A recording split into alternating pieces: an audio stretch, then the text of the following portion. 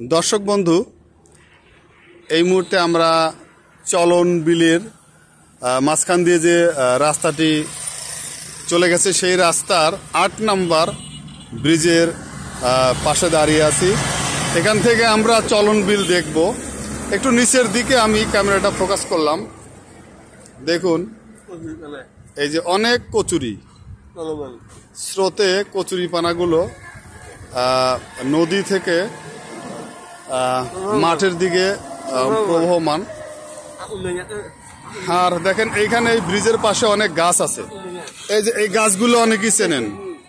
আমাদের এলাকায় এই গাছগুলোর নাম হচ্ছে বিলাই সুমসুমি। এই গাছে কিন্তু বিলাই সুমসুমি বা বিলাই আশ্রা গাছ, নানান রকমের ঔষধি গাছ আমরা এখানে দেখতে পাচ্ছি। আর এটা দেখেন আকন্দ গাছ। আকন্দ গাছ কিন্তু একটা ঔষধি গাছ। নানান বর্ণের গাছ এই ব্রিজের আশেপাশে ছড়িয়ে ছিটিয়ে আছে। তো কি কি গাছ আছে আমরা ডিটেলস একদিন আলোচনা করব।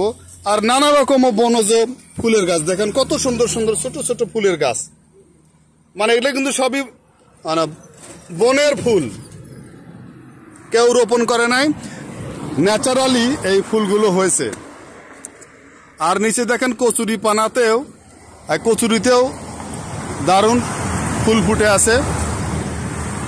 এই যে এটা হচ্ছে দক্ষিণ দিক। দক্ষিণ দিকে আমরা এই যে লম্বা একটা পানির রেখা দেখতে পাচ্ছেন, এটা হচ্ছে নদী।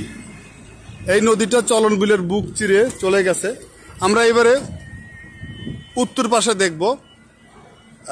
আমরা রাস্তা পার হয়ে ওপার যাব, গিয়ে চলন বিল অনেকেই দেখেছেন।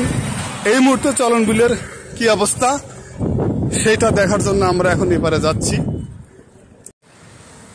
এই মুহূর্তে আমরা রাস্তার উত্তর পাশে দাঁড়িয়ে চলন বিল দেখছি। দেখুন, ভীষণ সুন্দর পানি নেমে যেতে শুরু করেছে। আর বিভিন্ন নিচু জমিতে জেলেরা মাছ শিকারে ব্যস্ত। আর এখানে দাঁড়িয়ে আমি দেখতে পাচ্ছি এই রাস্তার পাশে গাছপালার প্রতি আমার যেহেতু দুর্বলতা রয়েছে, নানা ধরনের গাছ, অনেকটা পাহাড়ি গাছের মতো সব ধরনের গাছ এখানে রয়েছে। আর এখানে দেখেন ন্যাচারালি সিম গাছ হয়েছে। সিম গাছের ফুল দেখেন, ন্যাচারালি সিম গাছও এখানে হয়েছে। আর পাহাড়ি এলাকায় যেরকম নানান ধরনের লতা পাতা গাছ থাকে, এখানে কিন্তু সেগুলো আছে।